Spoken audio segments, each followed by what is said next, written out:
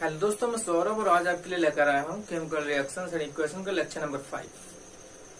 पिछले लेक्चर में हमने बात की थी कि किसी भी केमिकल रिएक्शन को कैसे बैलेंस करते हैं। अगर आपने वो लेक्चर नहीं देखा है तो आप इस वीडियो के लास्ट में वीडियो आइकन पर क्लिक करके उस लेक्चर को जरूर देखें। इस लेक्चर में हम बात करने वाले हैं कि कितने तरह की केमिकल रिएक्शंस होती हैं, it means types of chemical reactions. तो आपको हम बता दें कि केमिकल रिएक्शंस 5 तरीके के होते हैं। पहला होता है हमारा कॉम्बिनेशन रिएक्शन, जैसा आपका दिख रहा है। दूसरा होता है हमारा डिकम्पोजिशन रिएक्शन। थर्ड होता है हमारा डिस्प्लेसमेंट रिएक्शन। फोर्थ होती है हमारी डबल डिस्प्लेसमेंट रिएक्शन और फिफ्थ होती है ऑक्सीडेशन एंड रिडक्शन रिएक्शन। तो चलिए एक एक करके हम बात करते हैं केमिकल रिएक्शंस के टाइप्स के बारे में और उनके एग्जांपल्स के बारे में। चलिए हम टर्मिनोलॉजी को समझते हुए बहुत सिंपल सी लैंग्वेज में इसके डेफिनेशन को समझते हैं। कॉम्बिनेशन का मीनिंग होता है बहुत सारी चीजों का आपस में मिश्रण हो जाना। इट मीन्स कॉम्बिनेशन रिएक्शन की सिंपल सी डेफिनेशन होती है when 2 or more reactants combine to form a single product, then reaction will known as combination reaction.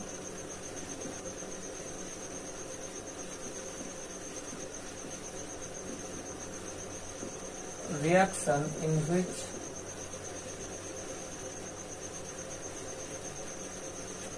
two or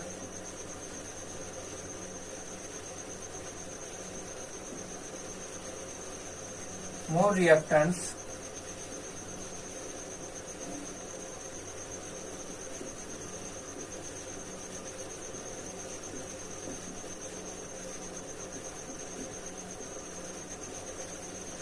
single product.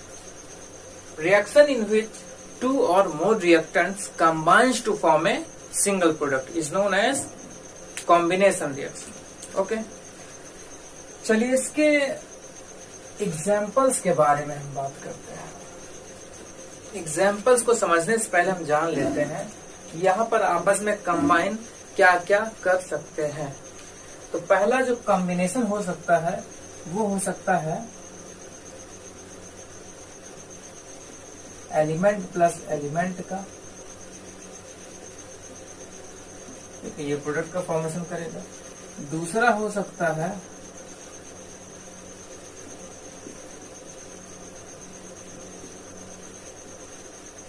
Element plus compound का, और थर्ड हो सकता है हमारा compound plus compound का।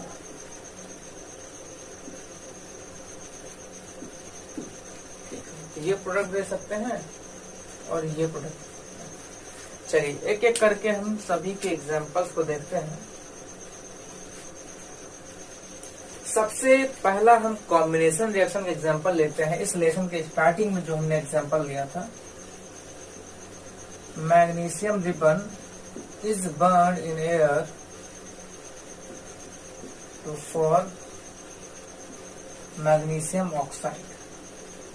बैलेंस कर लेते हैं। देखिए ध्यान से, यहाँ पर रिएक्टेंट कितने हैं, एक है और ये रहा दूसरा। और प्रोडक्ट कितने हैं, जहाँ प्रोडक्ट एक ही तरीके का फॉर्म कर रहा है वो कौन सा है, हमारा मैग्नीशियम ऑक्साइड। सेकंड एग्जांपल हम लेते हैं H2 gas react with O2 gas to form water.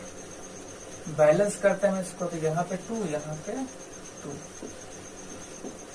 यहाँ पर भी देखिए, यहाँ पर एक रिएक्टेंट ये रहा और दूसरा रिएक्टेंट ये रहा, और कितने प्रोडक्ट को फॉर्म कर रहा है, यहाँ पर एक सिंगल प्रोडक्ट को फॉर्मेशन कर रहा है जो कि हमारा वाटर। अगला एग्जांपल हम लेते हैं carbon is burned in air. Carbon is burned in air to give carbon dioxide gas, to give carbon dioxide gas. अब इस क्वेश्चन को लेके, इस एग्जाम्पल को लेके कभी कभी एक क्वेश्चन बनता है, वो होता है कि when coke is combusted, then what you will observe। Combustion का, ठीक है, प्रोसेस होता है तो वहां पर हीट का, ठीक है, हीट एंड लाइट का क्या होता है, इवोल्यूशन होता है। It means here heat and light will produce, light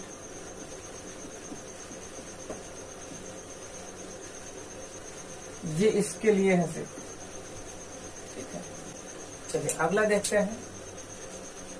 When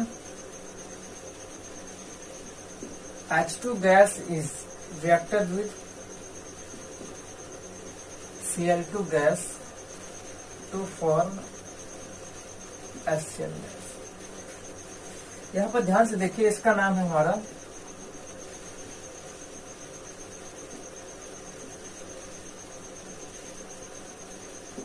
hydrogen chloride. और जो ये HCl गैस है, ठीक है, इसको नोट में डालिएगा, इसको नोट में डालिएगा।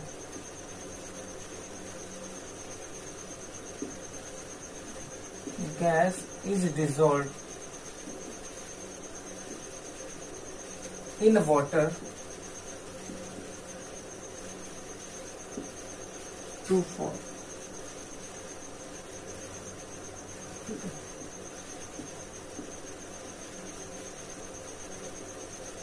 Hydrochloric acid.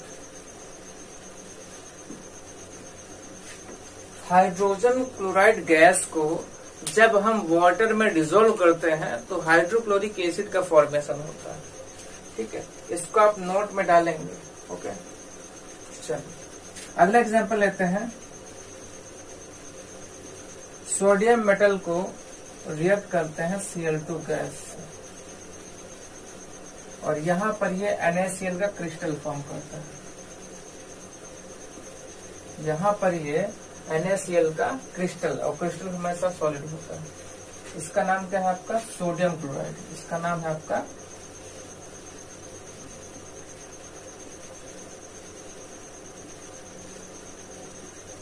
ठीक है। जितने भी आपके टिपिकल एग्जाम्पल हैं उनके नेम को हम आपको बताते चलेंगे और आप उनको नोट करते चलिएगा, ठीक है। अभी देखिए ध्यान से, यहां पर क्या है, आयरन। Fe कैसा होता है, सॉलिड होता है, और ये रिएक्ट करेगा आपको सल्फर से। सल्फर भी आपका सॉलिड होता है, ठीक है। और ये बनाएगा आपका FeS, ये बनाएगा आपका FeS, और ये कैसा होगा, सॉलिड होगा। इसका नाम है आपका फेरस सल्फाइड।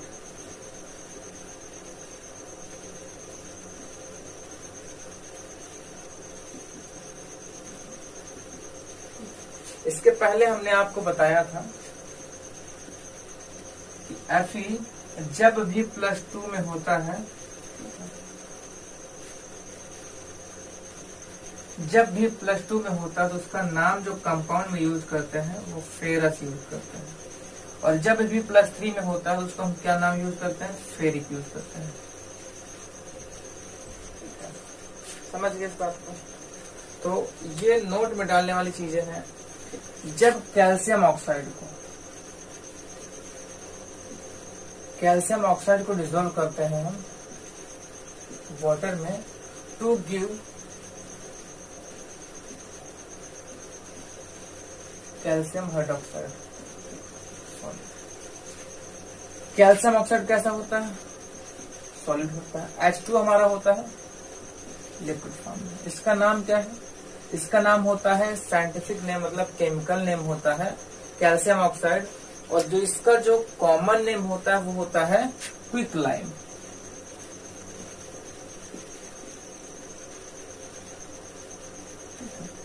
और इसका नाम क्या है, स्लैग्ड लाइम।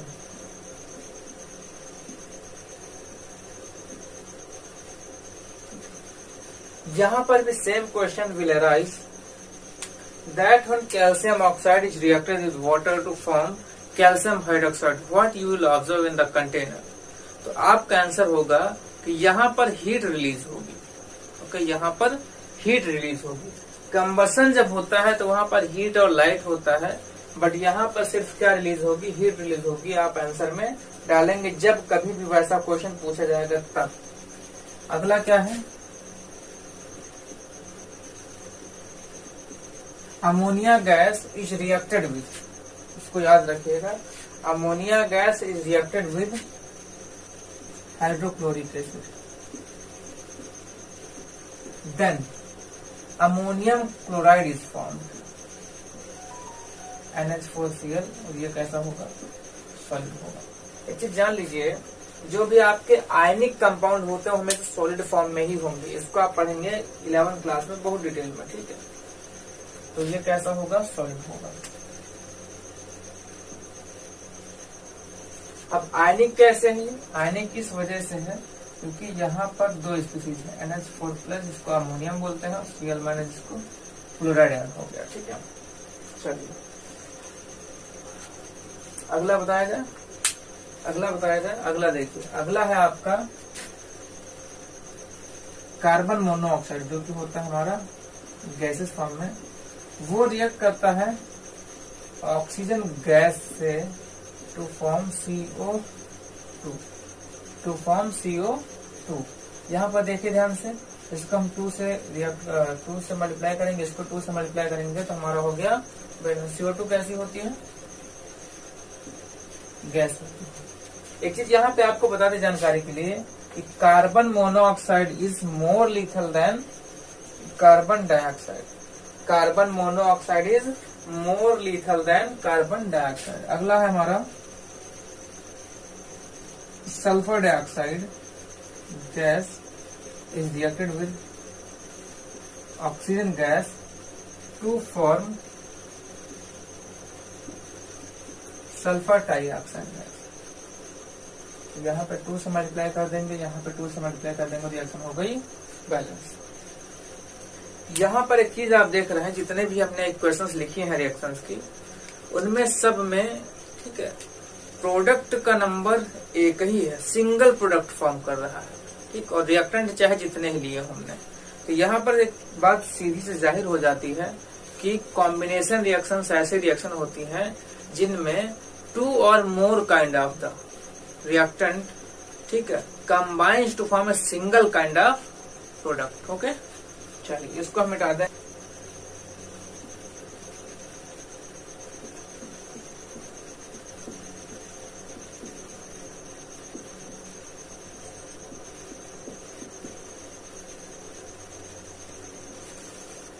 चलिए, डिकम्पोजिशन रिएक्शन का मीनिंग क्या होता है, और डिकम्पोजिशन रिएक्शन के मीनिंग को जानने के पहले हम ये समझ लें कि जो वर्ड है डिकम्पोजिशन, ये वर्ड बना हुआ है डिकम्पोज से।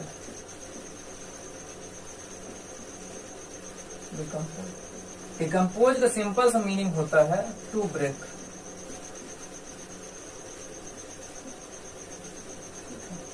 तो डिकम्पोजिशन रिएक्शन की डेफिनेशन जो बनती है वो ये बनती है,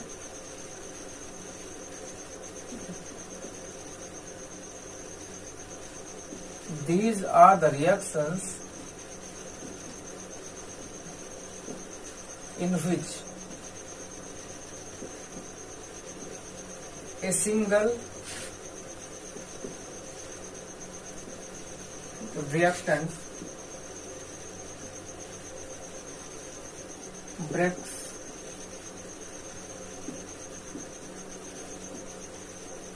to form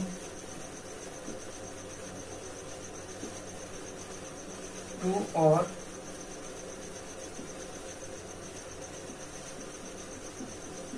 मोर प्रोडक्ट। यहाँ पर सिंपल सा बात यह है कि यहाँ पर एक सिंगल रिएक्टेंट होगा और वही क्या करेगा, ब्रेक होकर के 2 और मोर काइंड ऑफ द 2, ठीक है, प्रोडक्ट का फॉर्मेशन करेगा। पहली रिएक्शन हम लेते हैं कैल्शियम कार्बोनेट, ये हमारा सॉलिड होता है। इसको जब हम हीट करते हैं, कैल्शियम ऑक्साइड सॉलिड और प्लस CO2 गैस का फॉर्मेशन करता है, ठीक। और ये आपका जो कैल्शियम कार्बोनेट होता है इसको कॉमन नेम होता है लाइमस्टोन।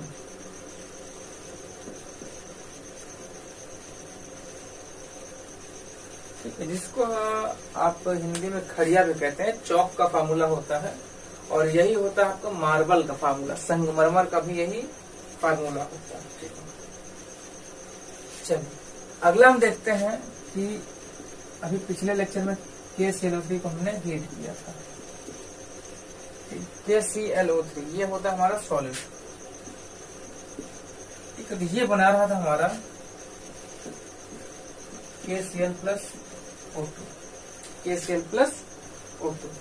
KCl हमारा होता है सॉलिड, O2 हमारा होता है गैस। यहाँ पर 3 है, यहाँ पे 2 है, यहाँ 3 कर देते हैं, यहाँ 2 कर देते हैं और यहाँ पर कर देते हैं 2। देखिए क्या रिएक्शन बैलेंस है। यहाँ पर रिएक्टेंट कितने हैं?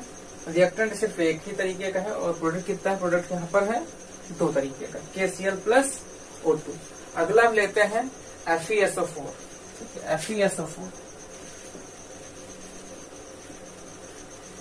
FeSO4 कैसा होता है? वो होता है हमारा सॉलिड। इसका नाम क्या है? Ferrous sulphate. इसको जब हम हीट करते हैं तो एक चीज जान लीजिए, यहाँ पर Fe2O3 का फॉर्मेशन होता है और हमारा होता है SO2 का फॉर्मेशन होता है और SO3 का फॉर्मेशन। तो देखे ध्यान से, यहाँ पर फेरस 2 है, यहाँ पर 2 कर दिया हमने। क्या बैलेंस हो गए? हाँ बैलेंस हो गए।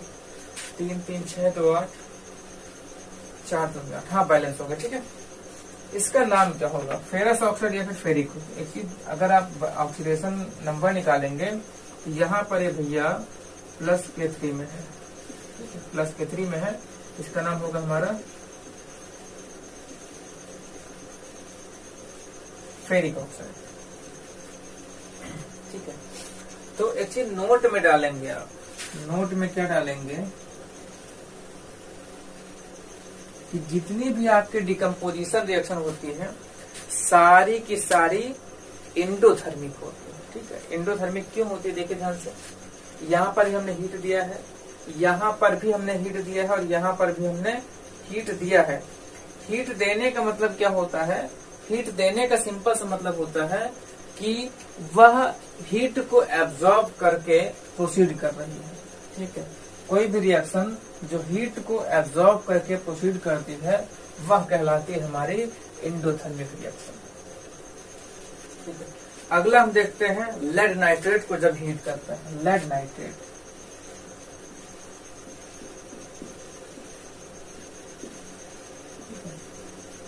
लेड नाइट्रेट और ये होता हमारा सॉलिड। इसको जब हम हीट करते हैं यहाँ पर लेड ऑक्साइड बनता है और याद करिए ये रिएक्शन हम कर चुके हैं। लेड ऑक्साइड का कलर होता है येलो और साथ में हमारा NO2 गैस बनता है और साथ में O2 गैस बनती है। अब ये बताइए आप, जब हम लोगों ने इसको पढ़ा था तो NO2 गैस का कलर क्या था?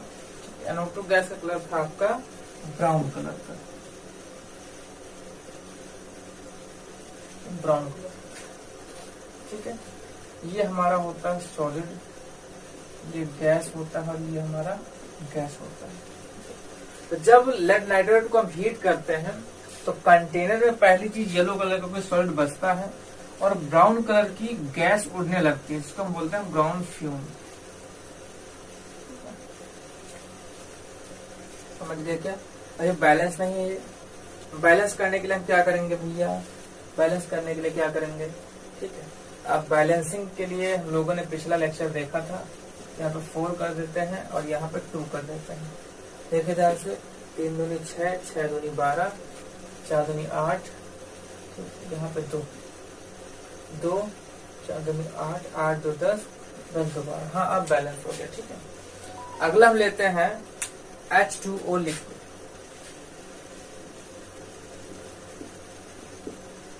H2O लिक्विड को जब हम भैया हीट करते हैं तब भी ये नहीं टूटता है।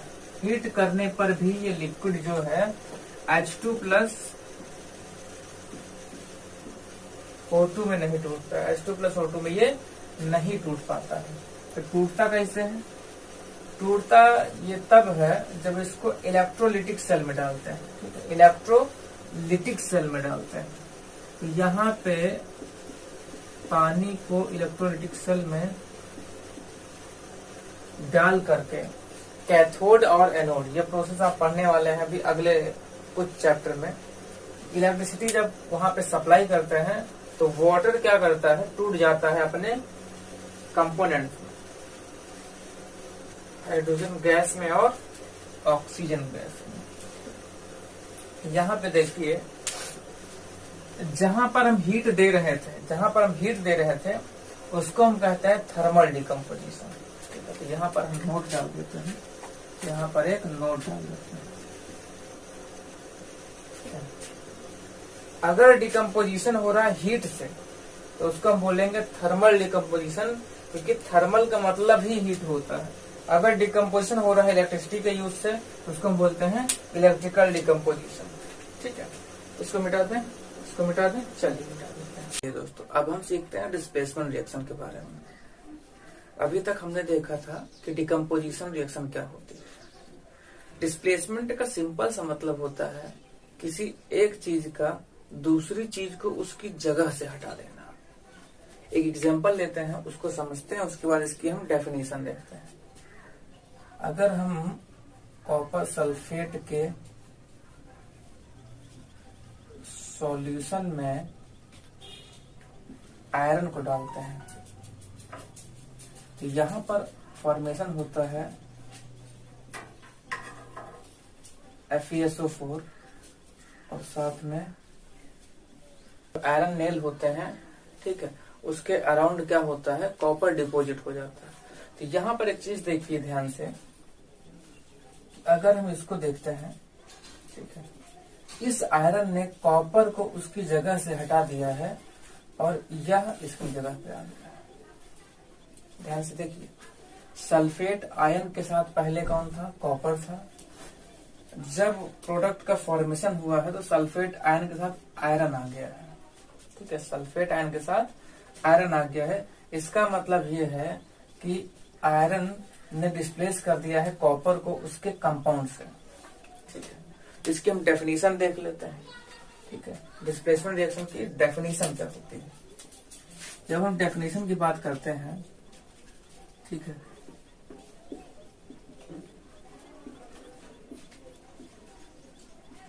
Kind of reaction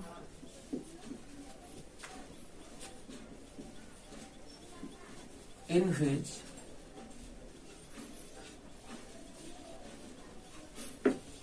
one element displaces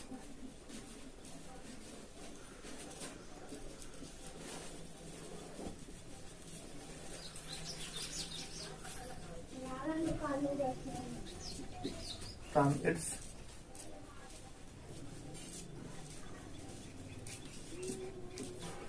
compound। तो डिस्प्लेसमेंट रिएक्शन ऐसी रिएक्शन होती है जिसमें एक एलिमेंट दूसरे एलिमेंट को उसके कंपाउंड से डिस्प्लेस कर देता है। ठीक है, तो displacement reaction is a kind of reaction in which one element displaces other element from its compound. तो यहाँ पर हम इसके बहुत सारे एग्जाम्पल देखने वाले हैं, इसको नोट कर लीजिए डेफिनेशन को। एक चीज समझने वाली है, हर एलिमेंट हर दूसरे एलिमेंट को उसके कंपाउंड से डिस्प्लेस नहीं कर सकता है। अगर नहीं कर सकता है तो कौन कर सकता है, और उसके लिए हमको लर्न करनी पड़ेगी एक सीरीज जिसको हम बोलते हैं reactivity series of metal.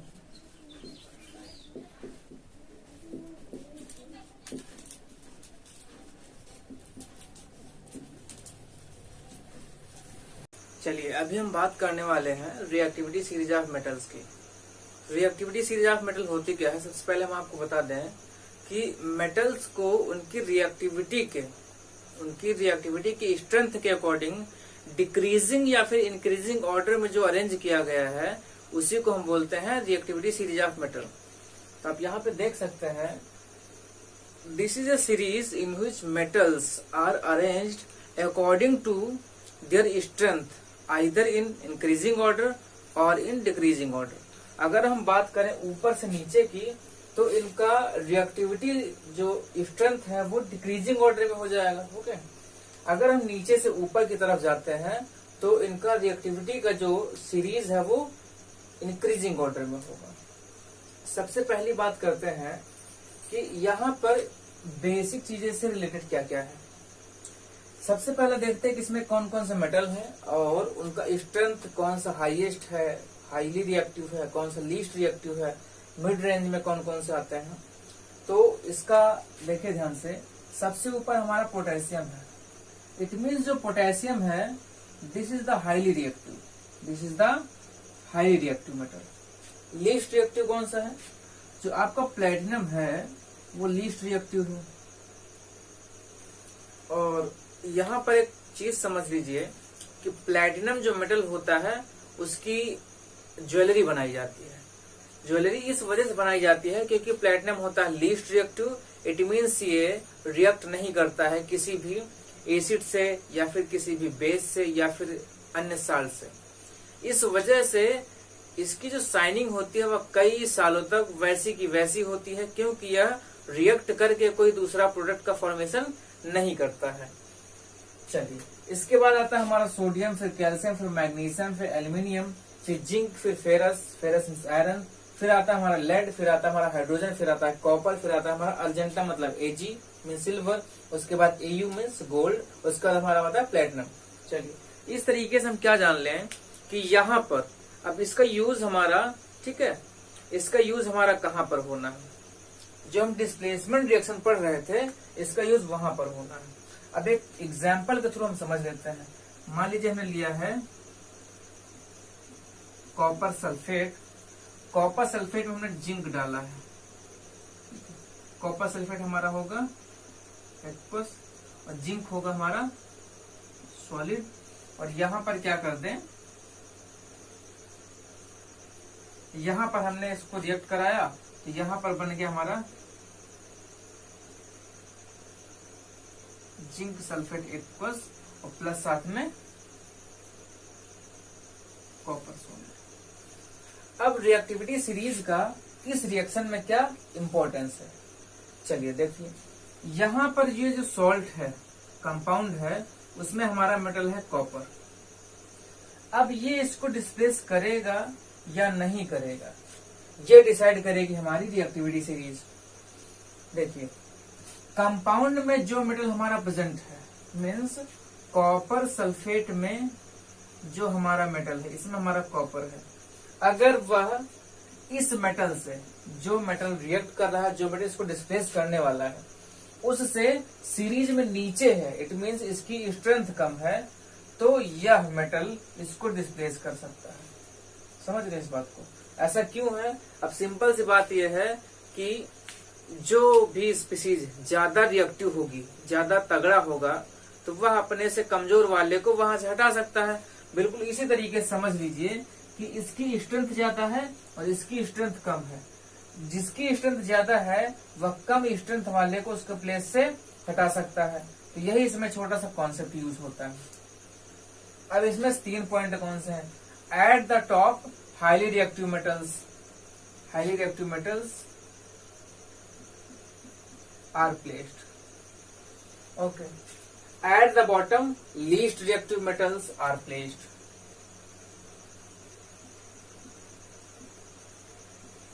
Okay. अब हम बात करते हैं कि क्या होता है ऊपर से नीचे आने पर। ठीक है, ऊपर से नीचे आने पर होता क्या है, इसकी रिएक्टिविटी, मेटल्स की जो रिएक्टिविटी है वह कम होती जाती है। या फिर हम बात करें नीचे से ऊपर जाने की ओर, नीचे से जब हम ऊपर जाएंगे तो उसकी रिएक्टिविटी क्या होगी, बढ़ती जाएगी। ठीक है, तो यहाँ पर इस पॉइंट को हम थोड़ा समझ लेते हैं। An element can displace other element present below itself in reactivity series. इसका मतलब क्या है, जैसे हम मान लीजिए इस मेटल को चूज करते हैं, एन एलिमेंट, ये हो गया हमारा an element. Can displace other element, यह दूसरे एलिमेंट्स को डिस्प्लेस कर सकता है प्रेजेंट बिलो इटसेल्फ इन रिएक्टिविटी सीरीज। जो रिएक्टिविटी सीरीज में इससे नीचे प्रेजेंट है, मतलब ये सारे। इट मीन्स अगर हम सोडियम की बात करें तो सोडियम अपने से नीचे प्रेजेंट सारे एलिमेंट्स को डिस्प्लेस कर सकता है। सोडियम की बात करें तो सोडियम अपने से नीचे कैल्शियम से लेकर, इट मीन्स पोटेशियम, सोडियम से लेकर प्लेटिनम तक सारे के सारे को डिस्प्लेस कर सकता है। तो ये हो गया हमारा यूज किस चीज का, रिएक्टिविटी सीरीज का। चलिए हमने सीख लिया है कि रिएक्टिविटी सीरीज ऑफ मेटल क्या होती है। इसका स्क्रीनशॉट ले लीजिए या फिर नोट कर लीजिए, फिर इसको हम मिटा देते हैं। और रिएक्टिविटी सीरीज ऑफ मेटल्स के बाद फिर से हम आते हैं अपने मेन टॉपिक पे, जो कि था हमारा डिस्प्लेसमेंट रिएक्शन। क्योंकि डिस्प्लेसमेंट रिएक्शन में रिएक्टिविटी सीरीज ऑफ मेटल का यूज होता है, इस वजह से उसको हमने थोड़ा सा जाना है। चलिए डिस्प्लेसमेंट रिएक्शंस के एग्जांपल्स को, ठीक है, रिएक्टिविटी सीरीज ऑफ मेटल्स के साथ रिमाइंड करते हैं, फिर से हम पढ़ते हैं, एक एग्जाम्पल को देखते हैं, वहां पर डिस्प्लेसमेंट होगा या फिर नहीं होगा, या फिर कैसे क्वेश्चन हमारे एग्जाम में आ सकते हैं। चलिए पहला क्वेश्चन जो था हमारा या फिर एग्जाम्पल था जो हम लोगों ने कर लिया है अभी, उसको फिर से देख लेते हैं। कॉपर सल्फेट एक्वस में जब हम डालते हैं जिंक के ग्रेन्यूल्स, तो वहां पर बनता है जिंक सल्फेट एक्वस और साथ में कॉपर सोल्ट। ठीक है, अगर आपसे पूछे कि यहाँ पर ऑब्जर्वेशन क्या होगा, मतलब हमको क्या दिखाई देगा, तो कॉपर सल्फेट हमारा होता है ब्लू कलर का सॉल्यूशन, ठीक है, बट जिंक सल्फेट हमारा होता है कलरलेस। जिंक सल्फेट हमारा होता है कलरलेस। ओके, अगला हम देखते हैं, अगला एग्जांपल,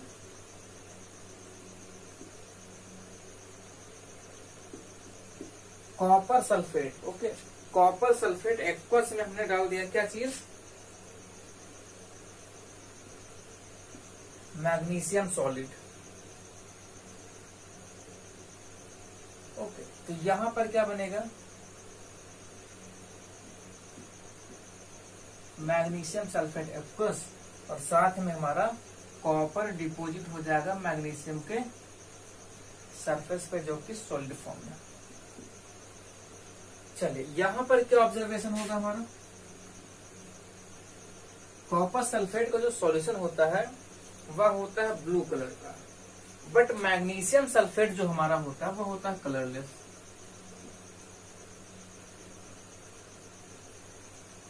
चलिए अगला एग्जांपल हम देखते हैं कॉपर सल्फेट का।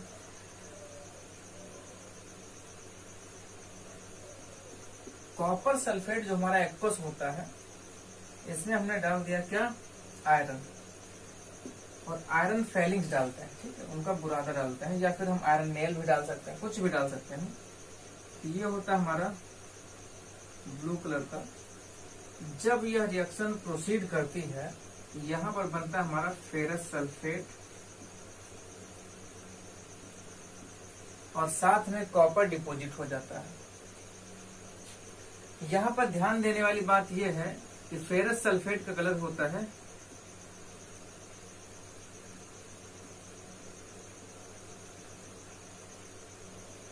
Greenish yellow. फेरस सल्फेट का कलर होता है ग्रीनिश येलो। ओके, चलिए अगला एग्जांपल हम देखते हैं।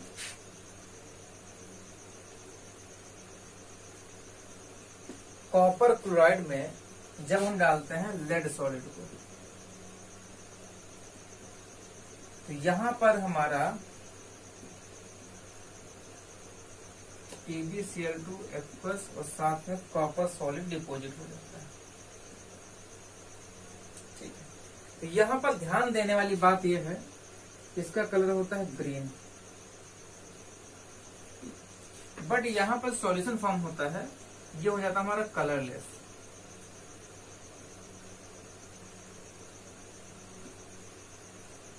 ये हो जाता है हमारा कलरलेस। ओके, इनको नोट कर लीजिए, फिर आगे बताते हैं। चलिए अगला एग्जांपल लेते हैं हम, सिल्वर नाइट्रेट, AgNO3। ठीक है, सिल्वर नाइट्रेट का फार्मूला क्या होता है, AgNO3। इसमें जब हम कॉपर को डालते हैं, यहां पर बनता है कॉपर नाइट्रेट,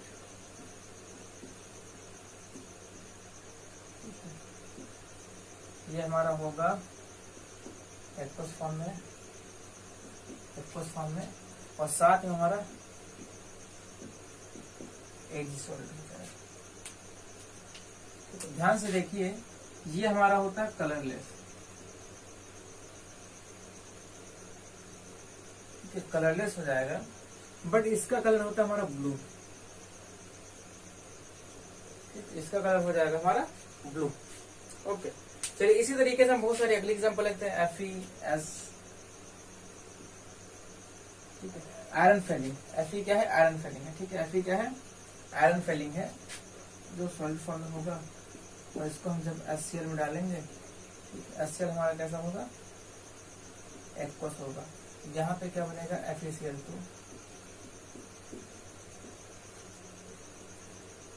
ये हमारा कैसा होगा? एक्वस होगा, ये हमारा गैसियस फॉर्म में होगा।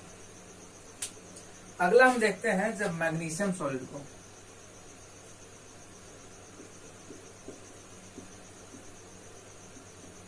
एक्वस में डालते हैं, तो यहां पर बनता है हमारा MgCl2, एक्वस, और आगे बनता है हमारा H2 गैस। चलिए एक हम लास्ट इसका एक एग्जाम्पल लेते हैं, ठीक है, जो बहुत ही स्पेशल रिएक्शन है।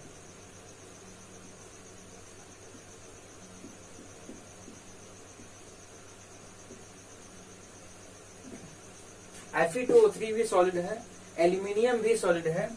यहां पर आपका बनता है Al2O3, ये बनेगा हमारा सॉलिड फॉर्म में, बट यहां पर जो आयरन फॉर्म होगा 2Fe, यहाँ पर 2A, ये हमारा लिक्विड फॉर्म में होगा। अब इस रिएक्शन का यूज हम करते हैं तो ट्रेन की रेल्स होती है, ठीक है, ट्रेन की रेल मतलब पटरिया जो होती है, ठीक है, उनमें जब क्रैक्स आते हैं तो उन क्रैक्स को भरने के लिए इसका इस्तेमाल किया जाता है। यहाँ पर हम आपकी जानकारी के लिए बता दें, ठीक है, हीट भी निकलती है और हाई अमाउंट में।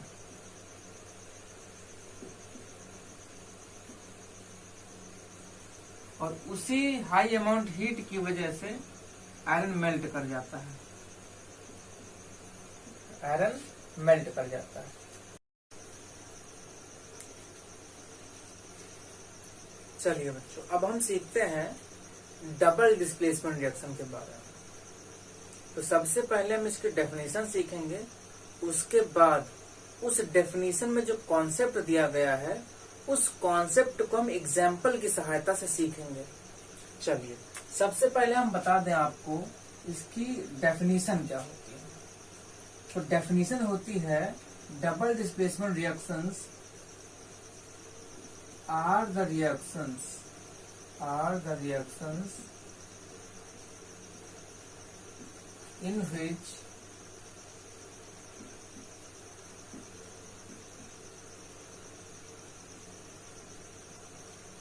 exchange of ions takes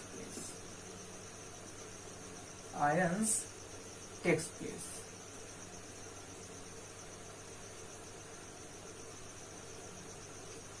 अगर एक सिंबॉलिकल एग्जांपल लेके देखें, अगर हमने बोला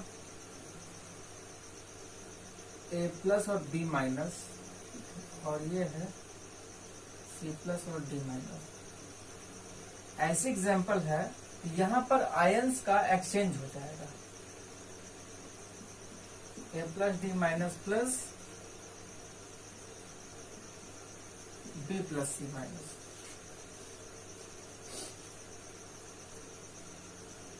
सॉरी,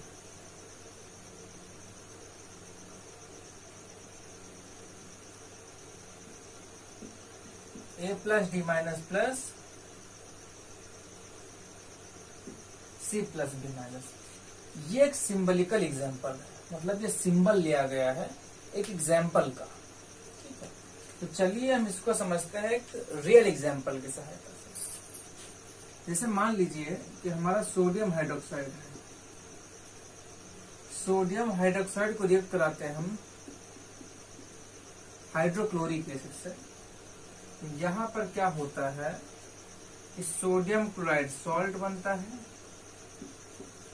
और साथ में हमारा H2O बन जाता है।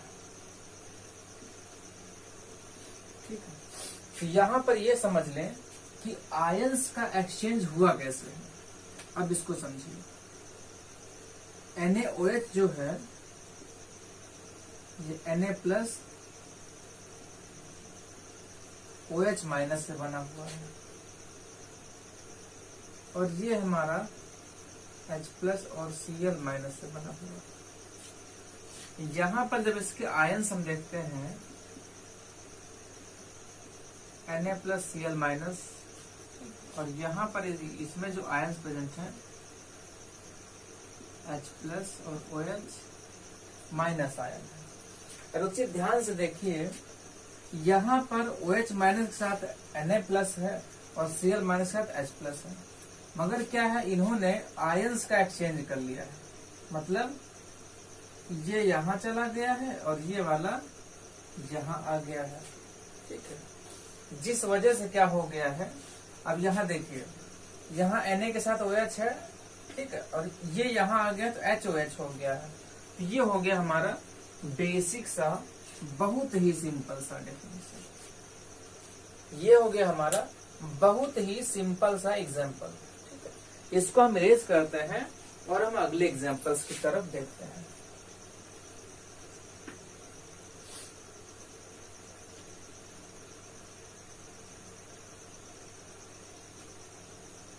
चलिए अगला एग्जाम्पल हम देखते हैं।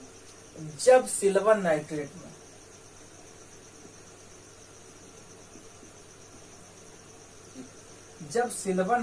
में हम सोडियम क्लोराइड डाल देते हैं, सोडियम क्लोराइड डाल देते हैं, तो यहाँ पर फॉर्मेशन होता है, ठीक है, AgCl और साथ में sodium nitrate NaNO3।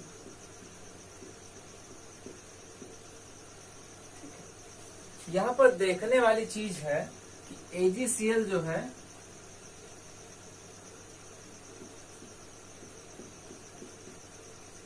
White PPT के फॉर्म में कंटेनर के बॉटम में हमको मिलता है। ओके, तो AgCl जो होता है व्हाइट PPT होता है जो हमको कंटेनर के बॉटम में मिलता है। अगले एग्जांपल हम देखते हैं बेरियम क्लोराइड। जब हम बेरियम क्लोराइड में सोडियम सल्फेट डालते हैं,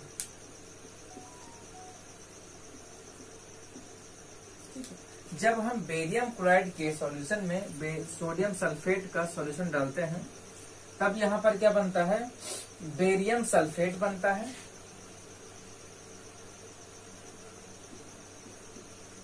और साथ में हमारा, ठीक है, सोडियम क्लोराइड बनता है। ठीक है, तो यहाँ पर हम बता दें आपको, ये सारा एक्वस फॉर्म में होता है।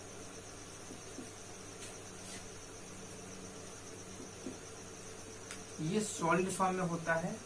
सॉलिड फॉर्म में इस वजह से होता है क्योंकि ये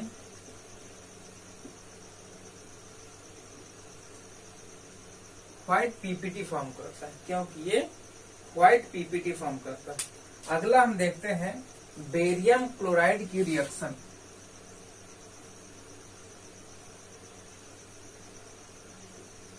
कॉपर सल्फेट जब कराते हैं, कॉपर सल्फेट, ये भी किस फॉर्म में होगा, एक्वस फॉर्म में होगा। ध्यान से देखिए क्या बनाएगा, बेरियम सल्फेट का फॉर्मेशन होगा,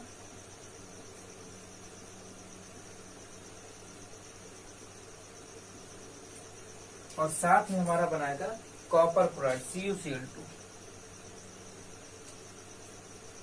ठीक है, तो ये हो गया हमारा, ठीक है, ध्यान देने वाली बातें। और ये हमारा आप जानते हैं, जैसा कि ये है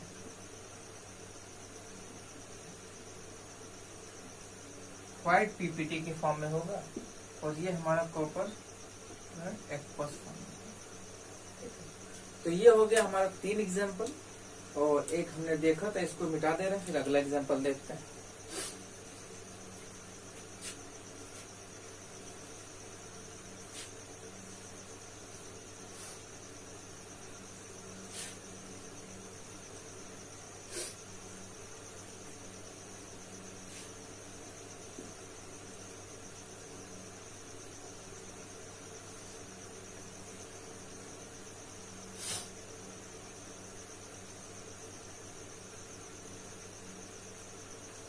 देखिए अगला हम देखते हैं, जब हम एल्यूमिनियम ट्राइक्लोराइड AlCl3 इसमें हम डालते हैं, ठीक है, अमोनियम हाइड्रोक्साइड।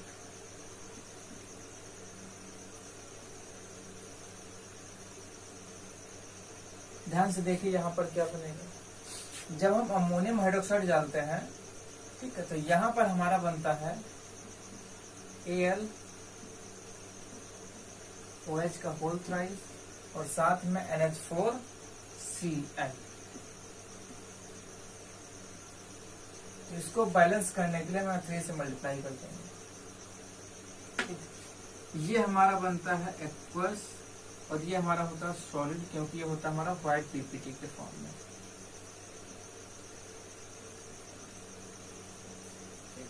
ये चीज याद रखिए, ये चीजें हमको बहुत ध्यान से समझनी है कि कौन सा पीपीटी फॉर्म कर रहा है, किस कलर का फॉर्म कर रहा है। ठीक है, पीपीटी का कलर ही सबसे इम्पोर्टेंट चीज है कि कौन सा सब्सटेंस किस कलर का पीपीटी है। ओके, चलिए अगला देखते हैं हम। जब हम लेड नाइट्रेट में पोटेशियम आयोडाइड डालते हैं, लेड नाइट्रेट फॉर्मूला PbNO3।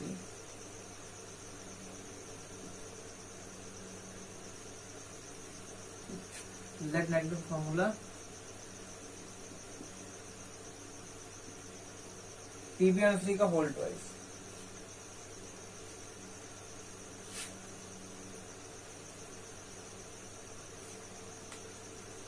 चलिए अगला हम देखते हैं, जब लेड नाइट्रेट में पोटेशियम आयोडाइड डालते हैं, Pb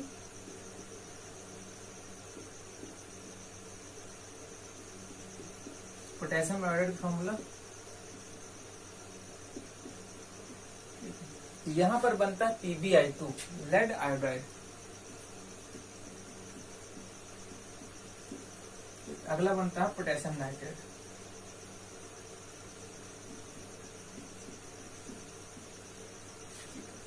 यहाँ पे सॉलिड इस वजह से लिखा हुआ है क्योंकि ये येलो कलर का पीपीटी फॉर्म करता है। ठीक है, क्योंकि ये येलो कलर का पीपीटी फॉर्म करता है। चलिए यहाँ पर एक चीज हमको समझना है, एक डेफिनेशन देखनी है, जिसको हम बोलते हैं precipitation reaction.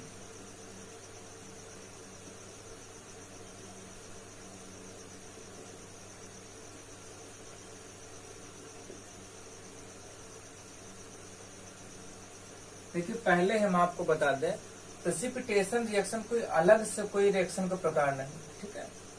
This is not a specific type of reaction, but it is a kind of reaction, ठीक है, इन विच डेफिनेशन इसकी देखते हैं। Any reaction in which an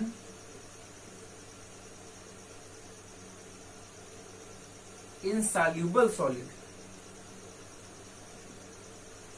is formed that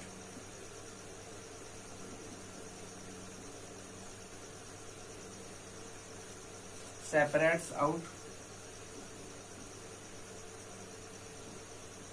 from the solution।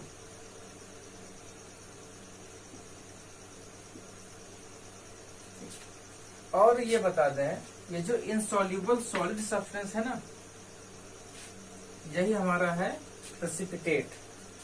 और प्रेसिपिटेट बन रहा है इस वजह से इसको हम बोलते हैं प्रेसिपिटेशन रिएक्शन। कंफर्म? फिर से समझ लीजिए, double displacement reactions are the kind of reaction in which exchange of ions takes place. Or precipitation reactions are the reaction in which during या फिर after the reaction, okay, insoluble solid substance is formed that can be separated out from the solution. This is the basic definition of the precipitation reaction. Okay, now we are going to learn about oxidation and reduction. चलिए अब हम सीखते हैं last type of reaction which is oxidation and reduction reaction. ठीक है, oxidation and reduction reaction में इनको हम किसी स्पेशल डेफिनेशन से डिफाइन नहीं कर सकते हैं. ठीक है, क्योंकि यहाँ पर क्या है कि बहुत सारी केमिकल जो इक्वेशंस होती हैं उनमें डिफरेंट कॉन्सेप्ट्स को यूज करते हैं. ठीक है, ऑक्सीडेशन एंड रिडक्शन के. इस वजह से किसी पर्टिकुलर केमिकल रिएक्शन को, ठीक है, जहां पर ऑक्सीडेशन एंड रिडक्शन हो रहा है उसको हम एक सिंगल डेफिनेशन से, ठीक है, डिफाइन नहीं कर सकते हैं. बट यहां पर क्या है, ऑक्सीडेशन एंड रिडक्शन,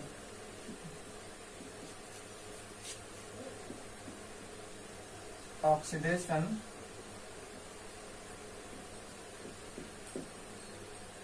रिडक्शन को कई सारे तरीके से हम डिफाइन कर सकते हैं, बट इसकी एक पर्टिकुलर डेफिनेशन नहीं है.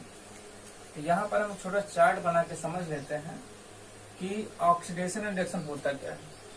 तो जो सबसे सिंपल पहली चीज है वो ये है कि जहां पर भी ऑक्सीजन का एडिशन होता है, एडिशन ऑफ ऑक्सीजन, जहां कहीं पर भी एडिशन ऑफ ऑक्सीजन होगा वहां पर हम बोलेंगे उस एलिमेंट का या फिर उस कंपाउंड का, ठीक है, ऑक्सीडेशन हो रहा होगा. रिडक्शन में क्या होता है, रिमूवल ऑफ ऑक्सीजन. ठीक है, अगर तो इसके एग्जाम्पल को देखेंगे तो बहुत ज्यादा क्लियर हो जाएगा हमको. ठीक है, रिमूवल ऑफ ऑक्सीजन ये हो गई आपकी पहला कॉन्सेप्ट. ठीक है, सेकेंड कॉन्सेप्ट क्या है,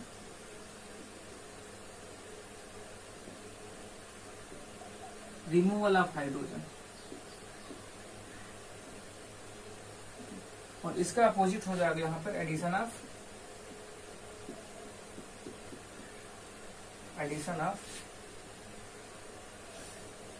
ठीक है, hydrogen.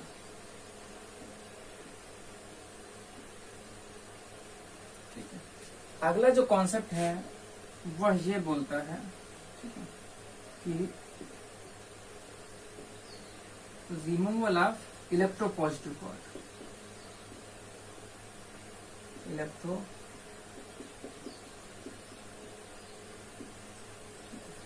Removal of electropositive part. यहां पर क्या है,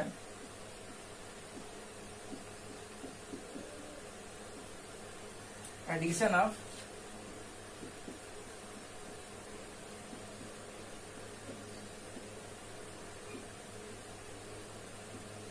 positive part.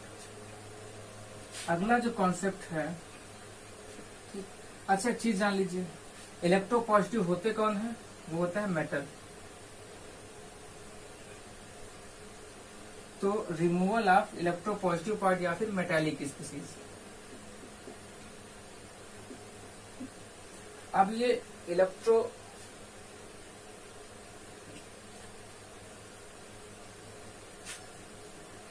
Sorry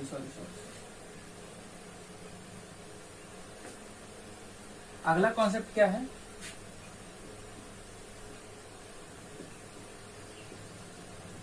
removal of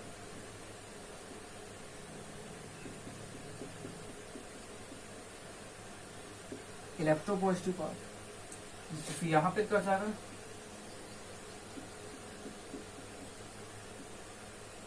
addition of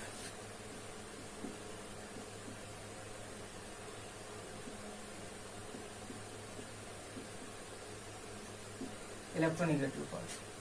basically electropositive होते कौन है, मेटालिक स्पीसीज.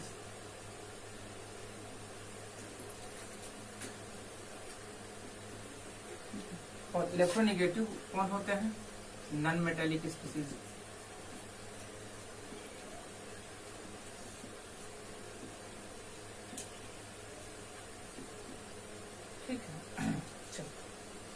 अगला क्या है, चौथा है हमारा addition of electronegative species.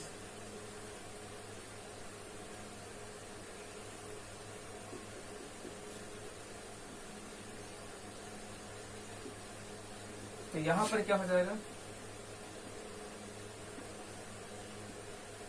Removal of electro positive species, removal of electro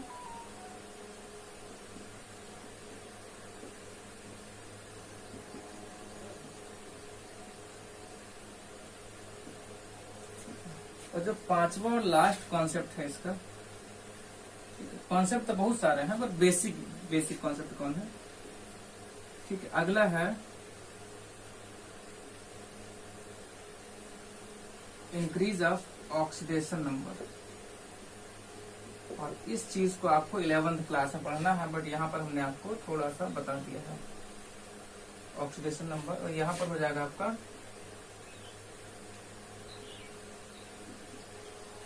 decrease in oxidation number.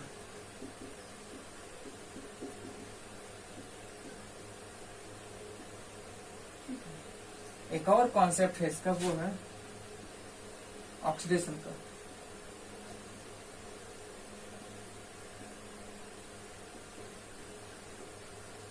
Removal of electron, और यहां पर हो गया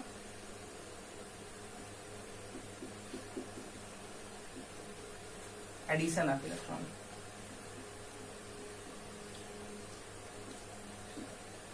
इसको नोट कर लीजिए आप, फिर इसके बारे में एक करके देखते हैं, ठीक है। चलिए मिटा दे रहे हैं, स्क्रीनशॉट ले लीजिए आप या फिर मिटा। चलिए फ्रेंड्स, हमने ऑक्सीडेशन एंड रिडक्शंस की बहुत सारे कॉन्सेप्चुअल डेफिनेशंस देखी हैं शॉर्ट में, ठीक है। एक बार फिर से हम बता दें, आपके सिलेबस में जो इम्पोर्टेंट डेफिनेशन है वो है removal of oxygen is called reduction, addition of oxygen is called oxidation, ठीक है। या फिर एडिशन ऑफ, ठीक है, हाइड्रोजन इज कॉल्ड रिडक्शन, और removal of hydrogen is called क्या, ऑक्सीडेशन, ठीक है। तो यही आपकी बेसिक डेफिनेशन है जो आपको यहाँ पे पढ़नी है। जो लास्ट में 3-4 और हैं उनको हायर क्लास में बहुत डिटेल पढ़ना है। तो यहाँ पर एग्जाम्पल देखते हैं और ऑक्सीडेशन एंड रिडक्शन के बारे में जानते हैं कॉन्सेप्ट को एग्जाम्पल के साथ। चलिए सबसे पहले हम ले लेते हैं, सिंपल से एग्जाम्पल लेते हैं, ठीक है। कार्बन को जब बर्न करते हैं ऑक्सीजन के साथ, हमारा बनता है CO2, ओके, हमारा बनता है CO2। अब इसको हम समझते हैं ध्यान से, यहां पर किसका ऑक्सीडेशन और किसका रिडक्शन हुआ है, इसको हम कॉन्सेप्ट के साथ समझ लेते हैं।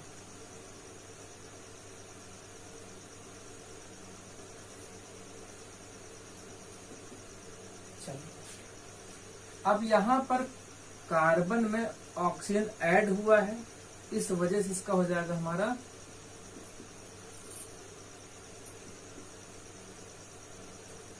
Oxidation, understand.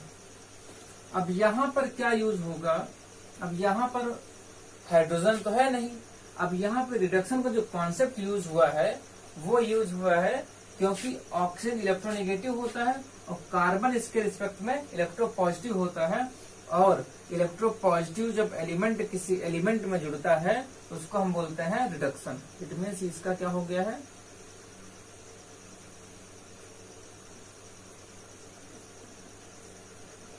इसका हो गया हमारा रिडक्शन। चलिए अगला एग्जांपल देखते हैं, जब हम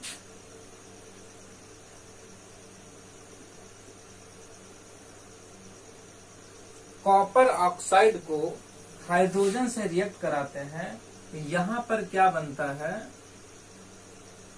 कॉपर प्लस H2O। अब यहां पर इसको हम देख लेते हैं क्या किसका हो रहा है, ठीक है। चलिए सबसे पहले हम देखते हैं ऑक्सीजन का एडिशन या फिर ऑक्सीजन का रिमूवल। कॉपर से ऑक्सीजन रिमूव हुई है और removal of oxygen is called reduction.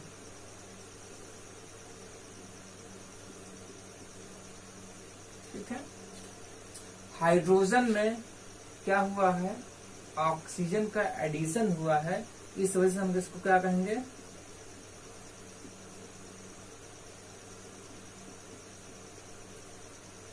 Oxidation.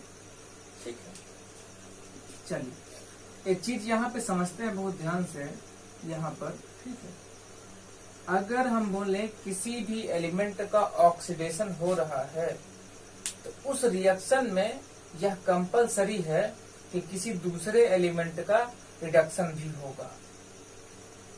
समझ रहे इस बात को? मतलब ये है, अगर एक एलिमेंट का ऑक्सीडेशन होगा तो दूसरे का कंपलसरी है कि रिडक्शन होगा, या फिर एक का रिडक्शन होगा तो दूसरे का कंपलसरी है कि उसका ऑक्सीडेशन होगा। इट मीन्स, ठीक है, it means oxidation and reduction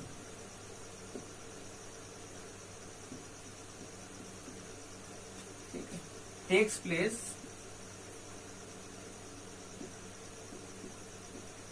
simultaneously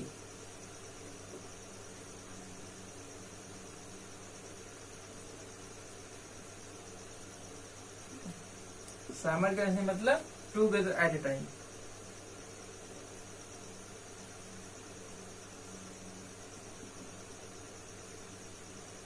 एक साथ एक ही समय। और जहां पर ऑक्सीडेशन एंड रिडक्शन एक साथ होता है उसको हम शॉर्ट में बोलते हैं रिडॉक्स रिएक्शन।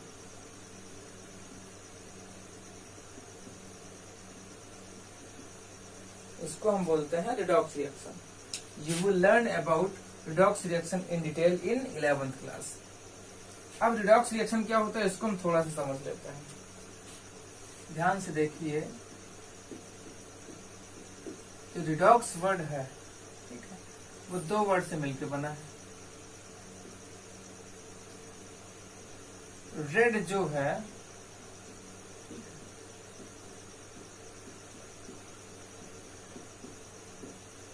रिडक्शन का शॉर्ट फॉर्म है, और ऑक्स जो है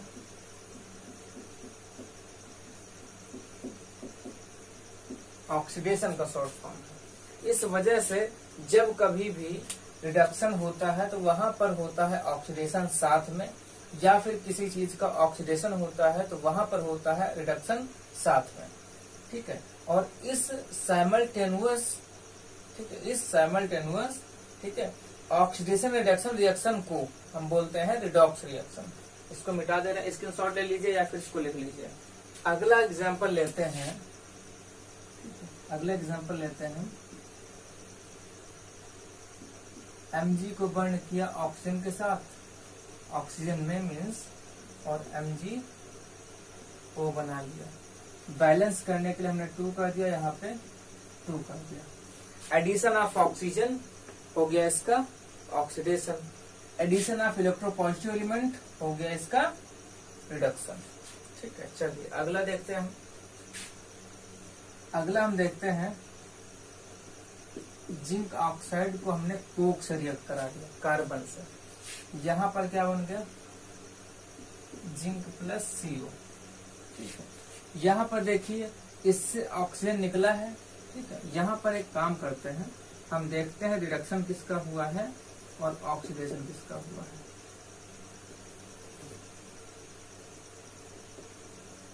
चलिए बताए रिडक्शन किसका हुआ है। रिडक्शन हुआ है जिंक का, ऑक्सीडेशन किसका हुआ है कार्बन का। ठीक है, ये हो गया आपका। ओके, अब यहाँ पर हम 2 नए टर्म यूज करने वाले हैं, reducing agent and oxidising agent. इसको मिटा देना, यहीं पे लिखना है। ठीक है, चलिए अब हम बात करते हैं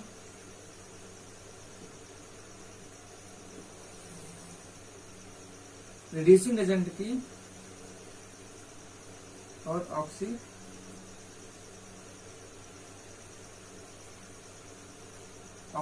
एजेंट की। सबसे पहले कॉन्सेप्ट सीखते हैं। रिड्यूसिंग एजेंट ऐसे एजेंट होते हैं, मीन्स ऐसी स्पीसीज हैं जो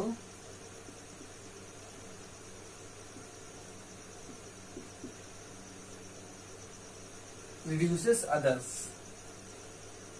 other species.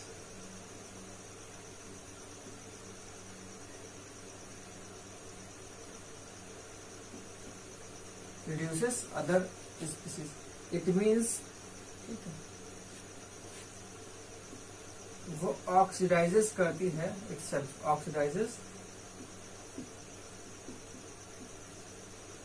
itself। Oxidising agent क्या होते हैं?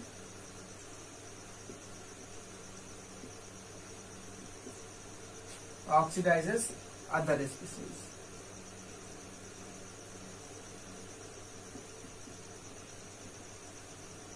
ओके, और खुद क्या होगी? Reduces itself.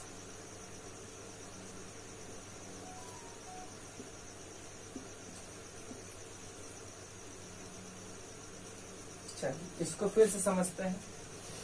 रिड्यूसिंग एजेंट ऐसे एजेंट होते हैं, या फिर हम बोल सकते हैं ऐसे केमिकल स्पीसीज होती हैं जो दूसरे को तो रिड्यूस करती है, बट खुद क्या होंगी?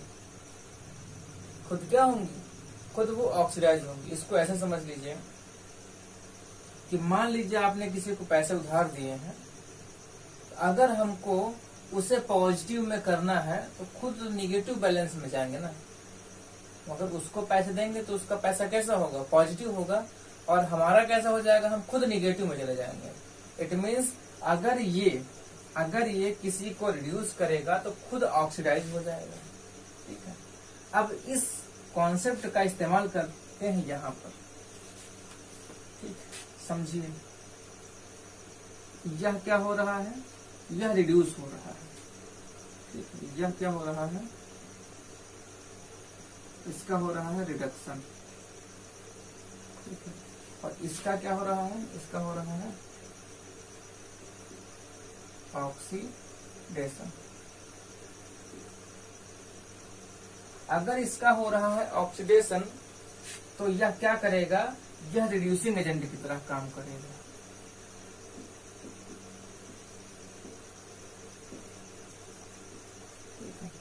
इसका हो रहा है रिडक्शन तो यह ऑक्सीडाइजिंग एजेंट की तरह कार्य करेगा।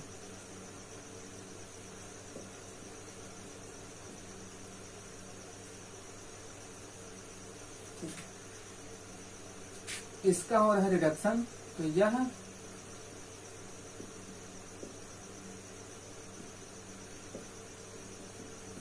ऑक्सीडाइजिंग एजेंट की तरह काम करेगा।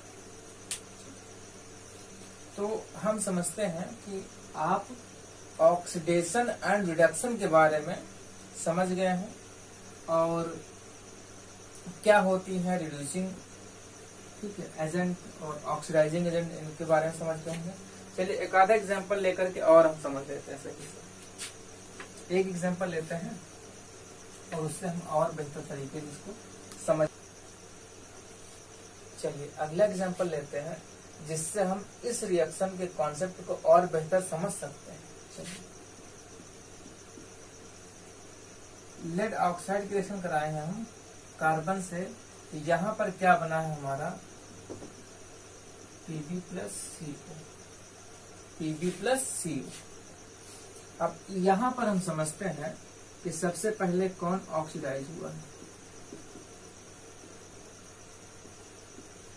और कौन रिड्यूस हुआ। देखिए ऑक्सीडाइज वो होगा जिसमें कार्बन जाके जुड़ेगा, तो इसमें जाके जुड़ा है तो कार्बन हुआ है हमारा ऑक्सीडाइज, और जिससे ऑक्सीजन निकला है वो हमारा हो जाएगा रिड्यूस। चलिए अब कॉन्सेप्ट ये लगाते हैं ऑक्सीडाइजिंग एजेंट और रिड्यूसिंग एजेंट। अगर कार्बन खुद क्या हुआ है? कार्बन खुद रिड्यूस हुआ है तो ये है हमारा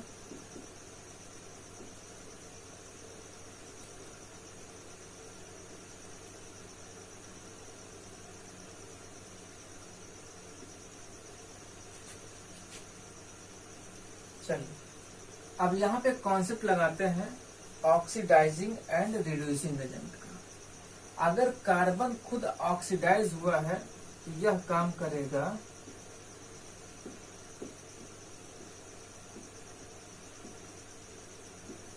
रिड्यूसिंग एजेंट की तरह, और लेड काम करेगा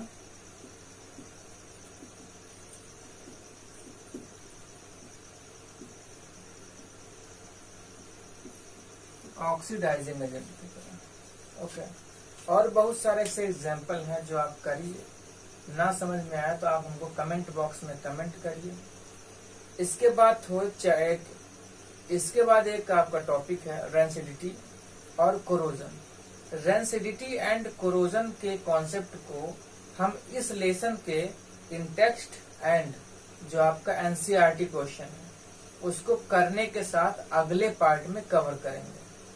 ठीक है, हम समझते हैं कि आपको समझ में आया होगा। ठीक है, अगर आया है तो चैनल को सब्सक्राइब करिए अगर आप नए हैं तो। ओके, और आपने अगर पिछले लेक्चर नहीं देखे हैं तो इस वीडियो के लास्ट में आपको वीडियो आइकन दिखेगा, वहां पे क्लिक करके इसको देख लेंगे आप। Thank you for watching.